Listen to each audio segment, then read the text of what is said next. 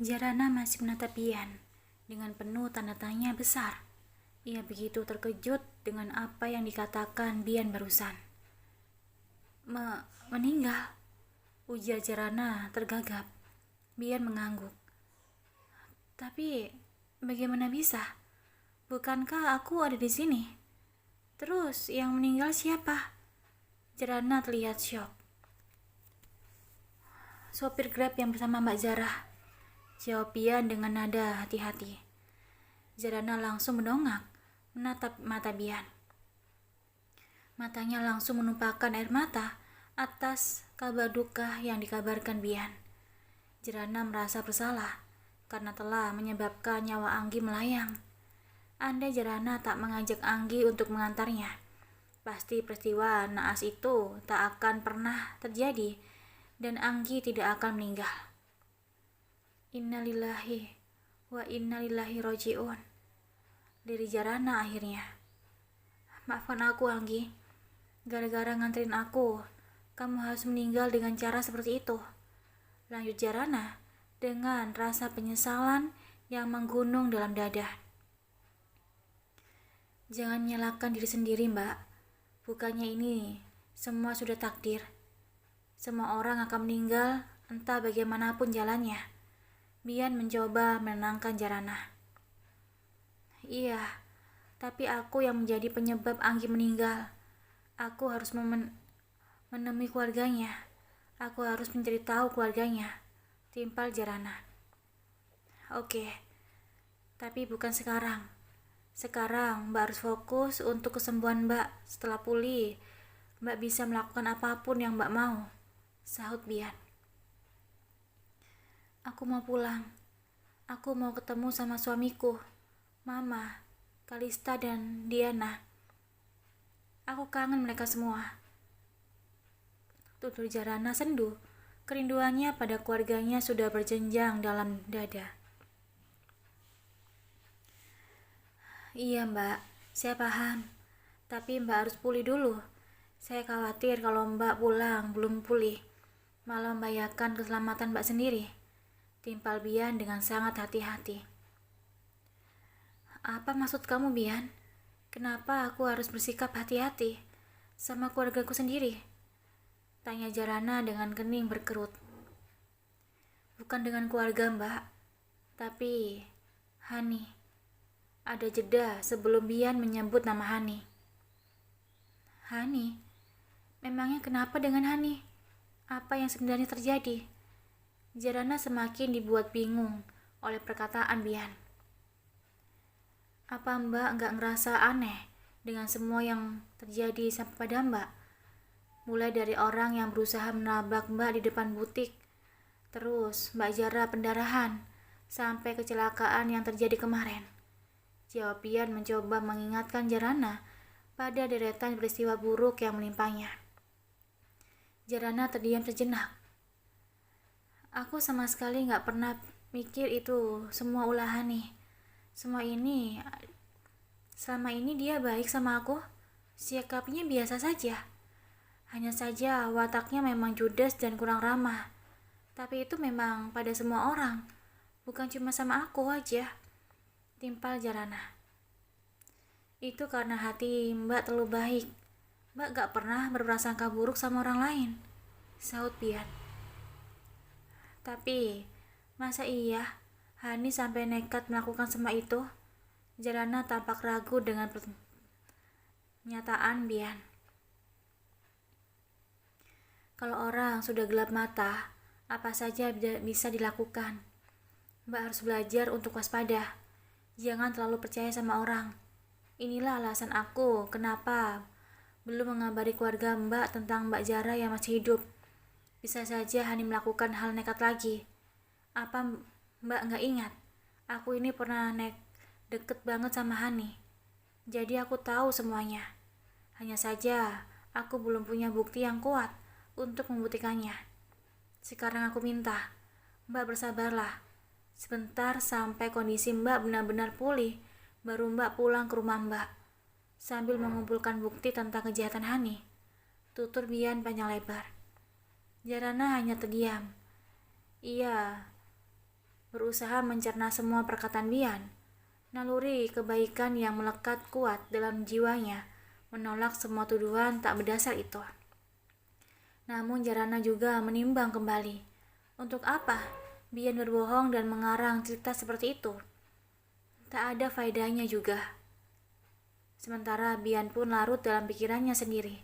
Ia tak mungkin mengatakan bahwa ia tahu semua itu dari Astri, orang suruhan Bian yang bertugas penjaga Kalista. Astri pernah mengatakan pada Bian tentang dirinya yang disuruh Hani untuk memasukkan obat dalam minumannya, Jarana. Astri juga pernah menceritakan tentang Jarana yang tiba-tiba hampir terjatuh gara-gara menginjak minyak goreng yang tumpah di lantai. Begitupun Astri juga yang mengatakan tentang orang yang hampir menabrak Jarana di depan butiknya. Bahkan Astri juga sempat melihat Hani menguping pembicaraan Jarana dan Daren tentang rencana keberangkatan Jarana ke Purwakarta saat itu. Bagaimana Mbak? Hanya beberapa hari saja, tanya Bian kembali. Jarana menghirup nafas pelan. Setelah mempertimbangkan usul dari Bian, tak ada salahnya Jarana menurut. Toh Bian terbukti orang yang baik. Bahkan ia rela menyelamatkan hidup Jarana dan menjaganya selama ini. Hingga akhirnya, kepala Jarana mengangguk pelan tanpa tanda setuju. Bian tersenyum lega melihatnya. Oh ya, ini namanya Mbak Rohmah. Dia yang sudah menjaga Mbak beberapa hari ini. Ia anak dari asisten rumah tangga di rumahku. Dia juga yang akan mengurus menjaga Mbak Jara sampai benar-benar pulih, tutur Bian sambil menatap Rohmah. Jarana tersenyum, seraya mengulurkan tangannya pada Rohmah. Seraya menyebutkan namanya. Begitupun dengan Rohmah yang menyebutkan namanya kembali, hingga mereka pun mulai nampak akrab satu sama lain. Rohmah menjaga Jarana dengan sangat baik, bak seorang kakak yang menjaga adiknya. Jarana pun tak sungkan untuk meminta bantuan pada Rohmah karena memang sesama perempuan. Termasuk saat Jarana saat ingin ke kamar mandi, namun kakinya masih terasa sakit dan nyilu di bawah berjalan. Sementara Bian mulai mengurangi intensitas kedatangannya ke rumah sakit. Ia sungkan dan segan untuk berkunjung saat Jarana sudah kembali sadar. Karena Bian tahu persis kalau Jarana tak nyaman berada dalam lama-lama bersama laki-laki yang bukan murimnya. Hingga Bian pun hanya sesekali datang jika memang ada hal yang penting. Seperti halnya hari ini, saat mendapat kabar dari Rohmah bahwa Jarana akan semakin membaik. Bian pun segera meluncur ke rumah sakit. Kondisi Bu Jara sudah mulai membaik, hanya tinggal proses penyembuhannya saja. Luka-luka di tubuhnya juga sudah mulai kering. Hanya lehernya yang masih harus menggunakan penyangga dan tungkai kakinya yang belum bisa berjalan sepenuhnya. Selain itu, semuanya oke. Dokter menjelaskan pada Bian, menanyakan kondisi Jarana saat ini. Apa sudah boleh dibawa pulang, Dok? Tanya Bian dengan penuh pengharapan. Setelah 10 hari sering bolak-balik ke rumah sakit, ia berharap Jarana bisa segera dibawa pulang. Dokter berpikir sejenak sebelum akhirnya menjawab. Mungkin besok pagi sudah bisa dibawa pulang setelah dilakukan pemeriksaan untuk terakhir kalinya. Baik Dok, terima kasih banyak. Sekali lagi terima kasih, timpal Bian dengan berbinar sambil menyalami dokter itu. Bian pun keluar dari ruangan dokter dengan perasaan bahagia. Ia lantas menuju kamar rawat inap Jarana untuk memberitahu berita baik ini. Alhamdulillah Mbak, besok Mbak sudah boleh pulang, tutur Bian pada Jarana yang sedang makan buah ditemani Rohmah. Benarkah? Jawab Jarana dengan benar-benar bahagia dari kedua matanya. Bian mengangguk meyakinkan. Tapi Sesaat kemudian wajah Jarana berubah murung. Tapi aku harus pulang kemana? Apa aku sudah boleh pulang ke rumahku sendiri? Jarana tertunduk lesu. Enggak, Mbak. Kondisi Mbak belum sepenuhnya pulih. Setidaknya tunggu Mbak sampai bisa berjalan normal. Mungkin sekitar semingguan lagi. Usul Bian. Mbak jangan khawatir. Aku akan mencarikan tempat tinggal sementara untuk Mbak. Mbak juga akan tetap ditemani Mbak Roma nantinya. Timpal Bian. Benar kan, Mbak? Tanya Bian sambil melirik Roma. Iya benar, Mbak Jara. Jangan khawatir. Saya akan menjaga Mbak dengan baik. Jawab Roma. Oh iya Tuan. Kalau Tuan butuh tempat tinggal, kebetulan saya punya teman yang mau menyewakan rumahnya. Tapi tempatnya nggak di pinggiran sih. Lanjut Roma. Wah, boleh tuh Mbak. Justru bagus ada di pinggiran. Biar tenang dan nggak bising. Bagaimana Mbak Jara? Setuju kan? Jawab Bian pada Jarana. Jarana pun mengangguk pelan. Meski hatinya meronta-ronta, ingin segera pulang dan berkumpul kembali bersama keluarganya. Besoknya, pagi-pagi Bian sudah kembali ke rumah sakit. Ia meminta Mbak Rohma untuk pulang terlebih dahulu untuk menyiapkan dan membersihkan tempat tinggal yang akan ditempati Jarana untuk sementara waktu. Sementara Bian mengurus segala macam administrasi di rumah sakit, sekaligus membawa pulang Jarana setelah semuanya telah selesai. Dan disinilah Jarana sekarang, di rumah mungil yang baru di tempatnya tadi siang. Raganya memang ada di rumah itu, duduk termenung di atas kursi roda, sementara pikirannya melayang mengingat Daren dan Kalista yang jauh di sana. Sedang apa mereka sekarang? Apa Mas Daren baik-baik saja tanpa aku? Apa Mas Daren merindukan aku? Benak Jarana dipenuhi oleh berbagai macam pertanyaan, hingga ia tak sadar kalau Rohma sudah ada di sampingnya sambil membawa nampan di tangannya. Makan dulu Mbak, tutur Rohma sambil mengulurkan nampan berisi nasi dicampur sayur bayam dan dada telur itu. Jarana tersenyum seraya mengambil nampan itu. Terima kasih. Rohma pun tersenyum lalu duduk tak jauh dari Jarana, menunggui wanita berbulu mata lentik itu hingga selesai makan. Rasa rindunya yang sudah menggunung tinggi pada suami dan keluarganya membuat selera makan Jarana menghilang, hingga ia hanya mengaduk nasi dalam piring di pangkuannya tanpa menyuapkannya. Mbak harus makan yang banyak biar cepat pulih. Bukankah gitu tadi kata dokter? Tutur Rohma mengingatkan Jarana. Jarana tersenyum tipis, kemudian mulai menyuap makanan itu perlahan.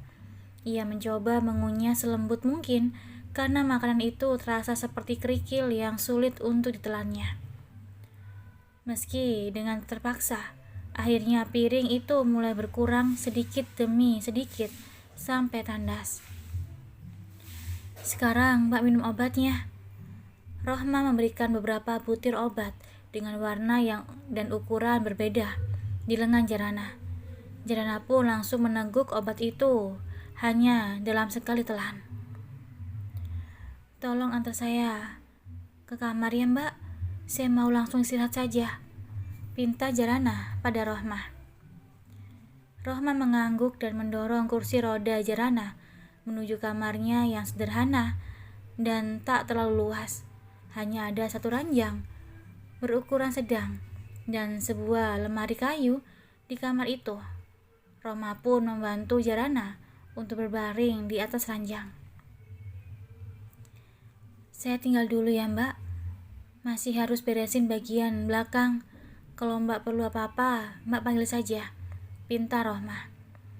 Jarana pun mengangguk mengerti, kemudian memperhatikan punggung Rohma yang keluar dari kamarnya. Setelah ditinggal Rohma seorang diri, pikiran Jarana kembali melayang, teringat akan Daren yang biasanya selalu ada di sampingnya. Jarana sangat merindukan suaminya itu, Ia ingin segera meletakkan kepalanya di dada sang suami, seperti dulu.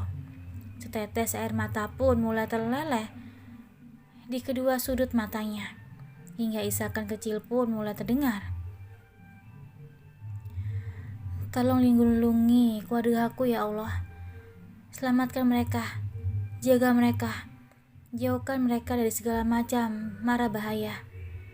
Jarana hanya bisa melirikkan doa untuk keluarganya. Jika memang apa yang ditimpaku selama ini ada hubungannya dengan Hani, tolong buka semuanya, agar aku tak berprasangka buruk. Berikan hidayahmu padanya, agar ia bisa bertobat dan lebih mendekatkan diri padamu. Terlalu larut dalam kesedihannya, Jarana pun akhirnya tertidur dengan pipi yang masih basah dengan air mata. Darren baru saja turun dari mobilnya saat malam mulai pekat. Ia segera masuk ke dalam rumah karena tak kuat ingin segera merebahkan diri dan beristirahat. Hari ini ia merasa begitu lelah, bukan hanya raganya, tapi juga hatinya.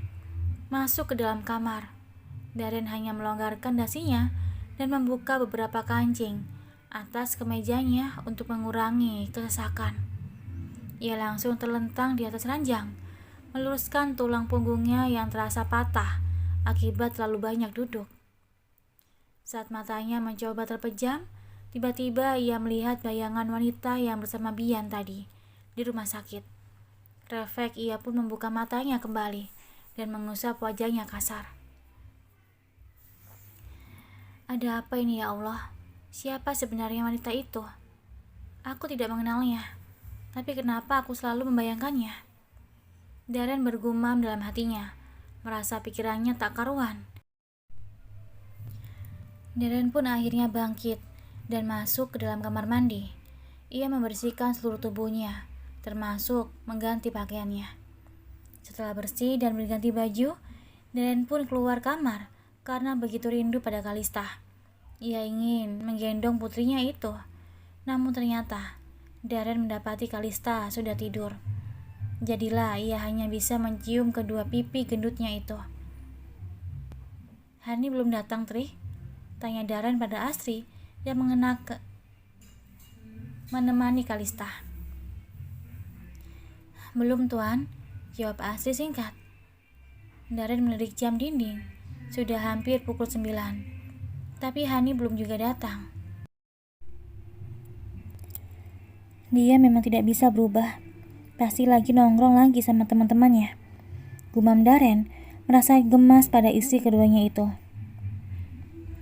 Baru saja Darren beranjak dari dekat Kalista.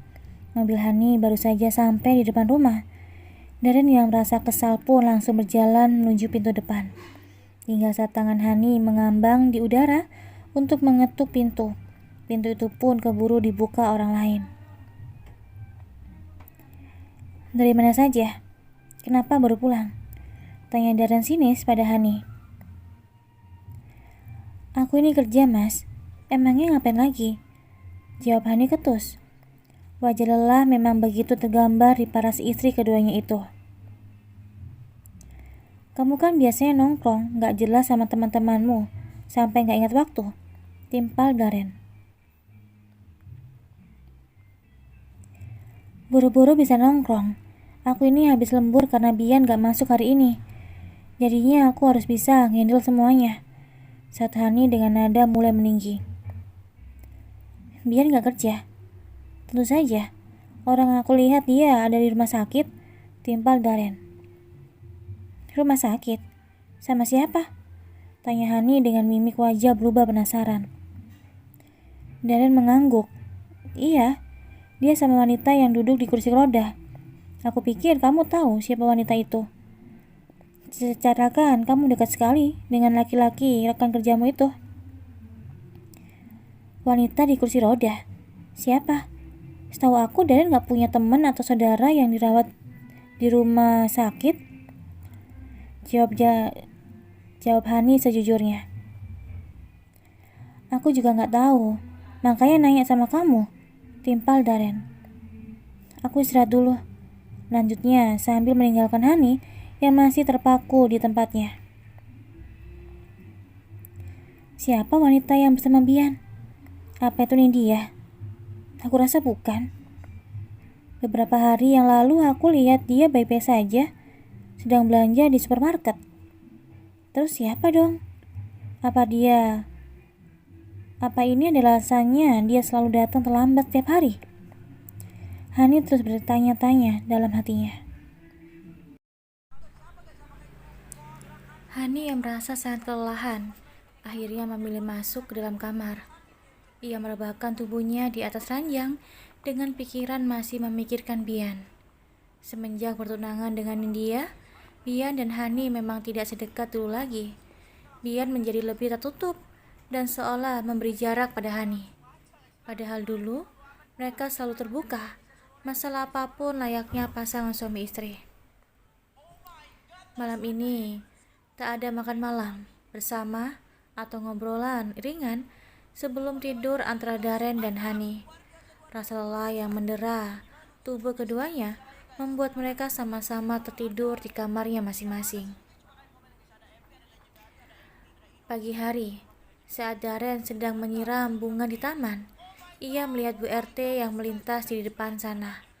Buru-buru Darren menghampirinya untuk menanyakan kepastian tentang penjualan rumah itu. Pagi Bu RT, sapa Darren tersenyum. Pak Darren, pagi. Bu RT pun membalas senyuman, lalu menghentikan langkahnya yang sedang jalan pagi. Maaf, saya mau menanyakan tentang orang yang mau beli rumah ini. Gimana ya? Tanya Darren tanpa basa-basi. Oh, memangnya orangnya nggak ada hubungin Pak Darren? Padahal saya suruh langsung hubungi. Jadi enggaknya? Jawab Bu RT dengan mimik tak enak.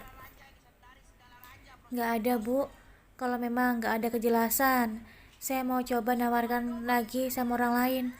Kebetulan sudah ada yang nanyain, timpal Darren. Iya, silakan Pak Darren, itu lebih baik.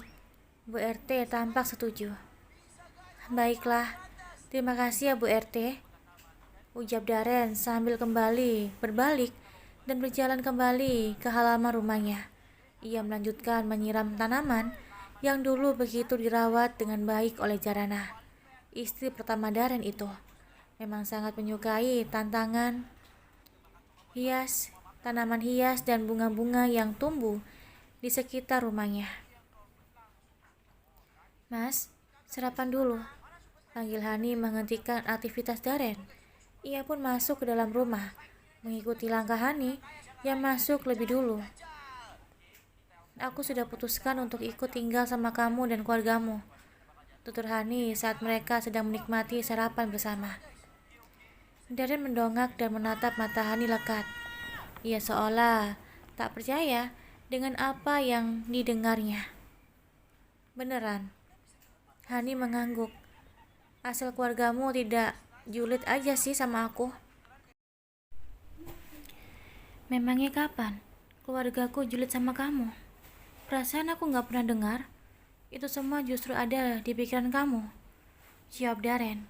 Ia nampak tak terima keluarganya dituduh hal yang tidak pernah mereka lakukan. Justru Hanila yang selama ini selalu berpikiran buruk tentang keluarganya Darren. Hani tak menjawab. Ia hanya mendelik ke arah Darren yang kembali menunduk menikmati sarapannya. Tak ada lagi percakapan di antara keduanya, hingga hanya hening yang menyelimuti. Di dalam kamar, setelah Darren bersiap dengan kemeja berwarna hijau army yang melekat di badannya, Darren memeriksa kembali semua kelengkapan surat-surat mobil miliknya yang siang ini akan berpindah menjadi milik orang lain. Ia terduduk di pipi ranjang dengan lesu, berat untuk melepaskan semua miliknya satu persatu. Namun, detakan jam dinding yang terus berputar membuat Darren segera bangkit agar tak kembali kesiangan ke kantor. Ia sempat berdiri sejenak di samping mobil yang pintu depannya sudah terbuka, menatap mobil berwarna hitam itu dari ujung ke ujung. Hela nafas berat terdengar keluar dari mulutnya. Sebelum akhirnya ia masuk dan melajukan mobilnya menembus jalanan. Sesuai perjanjian kemarin sore, Ricky yang akan mobil-mobil itu datang ke kantor Darren siang ini. Di ruang kerja Darren, proses hijab kabul pembelian mobil itu terjadi ditemani Ipan sebagai saksinya. Ricky menyerahkan selembar cek pada Darren dan Darren menyerahkan kelengkapan surat-surat mobilnya. Setelah semuanya dirasa beres, Ricky pamit dan meraih kunci mobil milik Darren. Setelah kepergian Ricky, Darren terduduk lesu di atas kursi kerjanya. Matanya nanar menatap deretan angka yang tertera di dalam cek. 800 juta rupiah. Uang yang dulu terasa kecil untuk Darren, tapi kini terasa begitu berarti. Mobil impian berlogo huruf M yang dibelinya 2 tahun lalu, itu kini tinggal kenangan. Cairkan ceknya, Tita Darren pada Ipan sambil menyodorkan selembar cek itu. Uangnya simpan saja di bank. Ambil 50 juta buat beli mobil bekas. Lanjut Darren. Ipan mengangguk mengerti. Kemudian langsung meluncur ke bank yang jaraknya hanya beberapa ratus kilometer dari kantor. Sambil menunggu pencairan cek, Ipan berselancar ke media sosial miliknya. Ia mencari-cari mobil dengan budget yang diminta oleh Darren, yakni 50 juta. Mobil yang terbilang sangat murah untuk Darren yang dulunya sangat loyal dan konsumtif. Gue belum nemu mobilnya. Lo pulang bawa mobil gue aja. Tapi anterin gue pulang dulu, tutur Ipan sore itu. Darren mengangguk, kemudian berdiri sambil meraih tas kerja miliknya. Ia berjalan beriringan dengan Ipan menuju parkiran. Dia masuk ke dalam mobil Ipan dan duduk di samping adik iparnya itu. Mobil Ipan memang tidak semewah mobil Darren yang harganya di atas 1 miliar. Lo maunya mobil yang gimana? Tanya Ipan saat sudah mulai melaju. Yang gimana aja, yang penting bisa maju, jawab Darren. Pasrah amat sih lo, timpal Ipan. Habisnya, duit 50 juta bisa dapat mobil apaan? Ada bannya aja udah untung. Darren menimpali.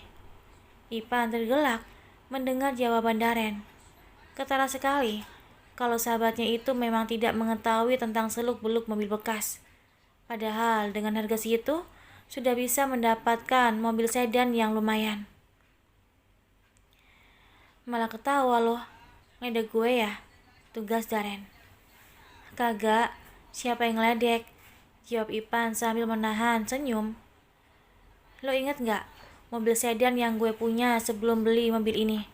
Tanya Ipan. Darren mengangguk. Kenapa memangnya? Itu tuh harganya jatuh di bawah 50 juta. Jadi lo tenang aja. Lo gak mungkin dapat mobil rongsokan yang cuma ada bannya doang. Timbal Ipan kembali tersenyum lebar. Syukur deh kalau kayak gitu. Yang penting gue gak perlu jalan kaki ke kantor. Gak kepanasan sama gak kehujanan juga. Saudara Darren. Gini amat ya hidup gue sekarang. Lanjut Darren dengan mimik wajah berubah sedih. Lo jangan sedih. Mudah-mudahan semua perjuangan kita membuahkan hasil. Perusahaan bisa diselamatkan. Perekonomian keluarga kita ke depannya semakin maju. Ipan menepuk pelan paha Darren sambil tersenyum menyemangati. Makasih ya bro.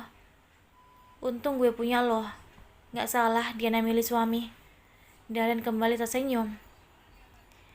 Jangan kaku gitulah. Kita ini kan sahabat dari dulu. Apalagi sekarang kita jadi keluarga. Harus selalu sama-sama dalam suka maupun duka. Ipan menimpali. Keduanya terus terlihat dalam obrolan sampai tak sadar kalau mobil sudah sampai di depan rumah Sarah.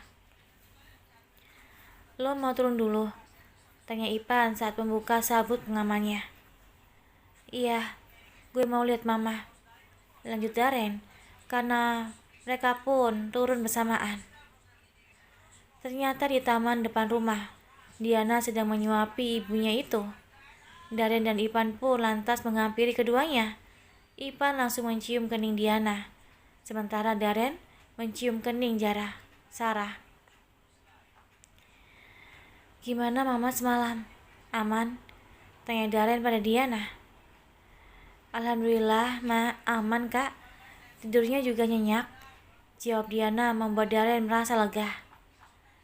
"Syukurlah," timpal Daren. Ia selalu teringat perkataan dokter kemarin yang mengusulkan agar Sarah dirawat ke rumah sakit jiwa. Tak ingin sang adik ikut kepikiran, Daren pun tak menceritakan perkataan dokter itu pada Diana. "Ma, Daren pulang dulu ya. Mama makan yang banyak. Sebentar lagi Daren akan tinggal di sini demi mama, sama Kalista juga," tutur Daren sambil berjongkok mensejajarkan wajahnya dengan Sarah. Laki-laki yang usianya hampir 30 tahun itu mencium tangan Sarah dengan penuh kasih sayang. Daren teringat, tangan itulah yang telah membesarkannya dulu dengan penuh cinta. Tangan yang selalu membelainya dan menuntunnya ketika Daren kecil, masih belajar berjalan. "Mama cepat sembuh.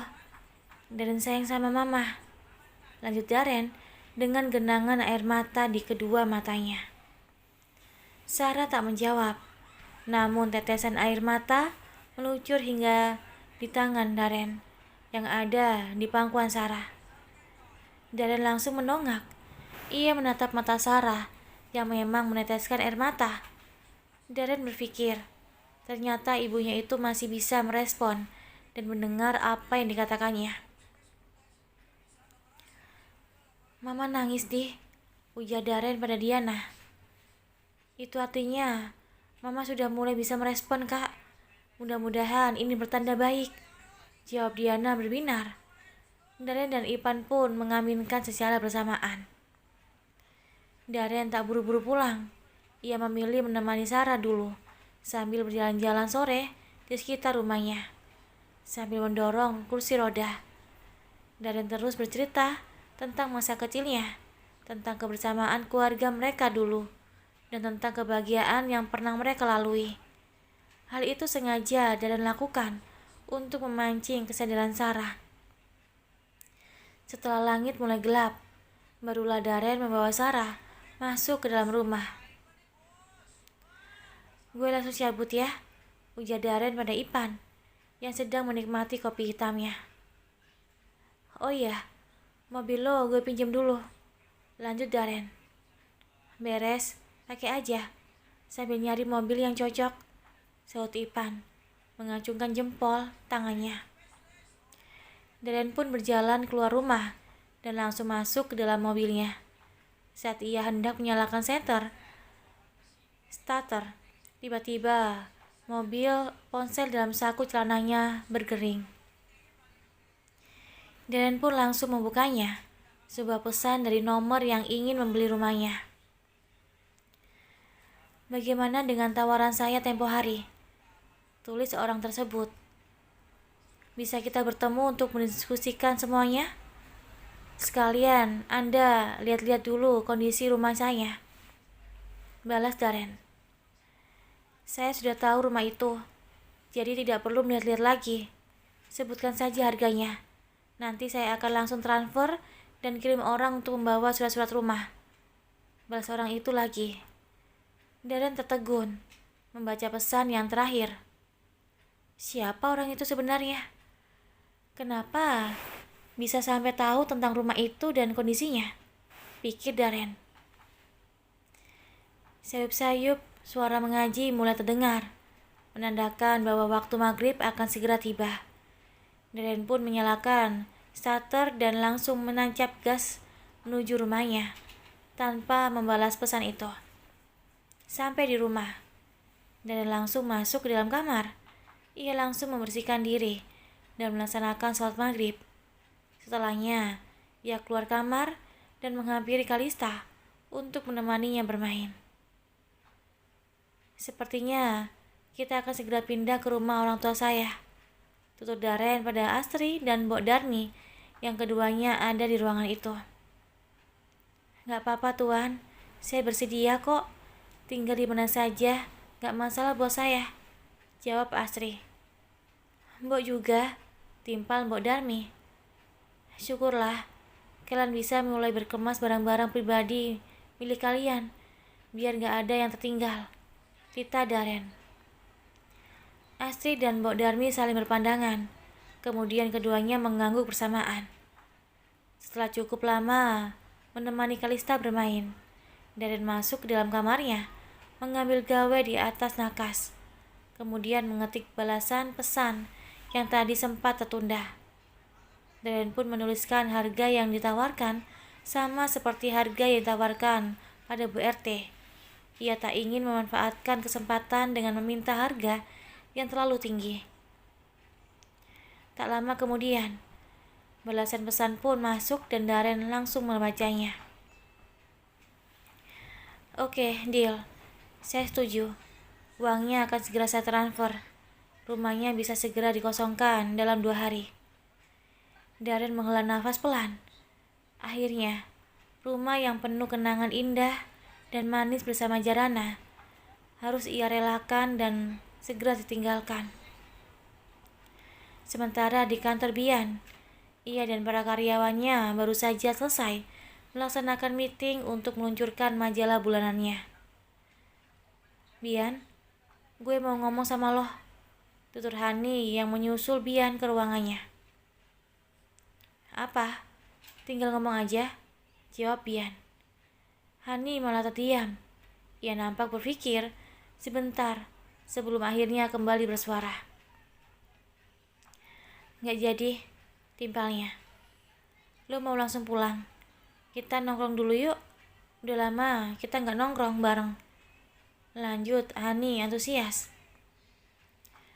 Gue mau pulang aja langsung, capek banget, jawab Bian.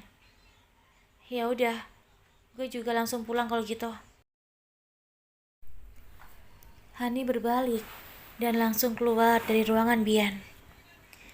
Bian menghela nafas lega. Ia memang berencana mengunjungi Jarana dan mengantar berbagai keperluan yang mungkin diperlukan oleh Jarana. Ia pun segera meninggalkan ruang kerjanya setelah menyambar kunci mobil di atas meja. Sampai di parkiran motor, tempat itu sudah lenggang dari kendaraan bermotor karena karyawannya sudah pada pulang. Begitupun dengan mobil Hani yang sudah tidak ada di sana. Bian pun masuk ke dalam mobilnya dan mulai melajukan kendaraan roda 4 itu pelan. Ia sempat turun di minimarket yang tak jauh dari kantornya. Kemudian keluar dengan menenteng kresek besar yang berisi belanjaan dan memasukkannya ke dalam bagasi. Tanpa Bian sadari, ada sepasang mata yang sedang memperhatikannya dari balik kaca jendela mobil. Hani, dia memang sengaja menunggu mobil Bian melintas dan bermaksud untuk memututinya. Saat Bian mulai kembali melanjutkan mobilnya, mobil Hani pun ikut melaju dari arah belakang yang tak terlalu dekat dengan mobil Bian.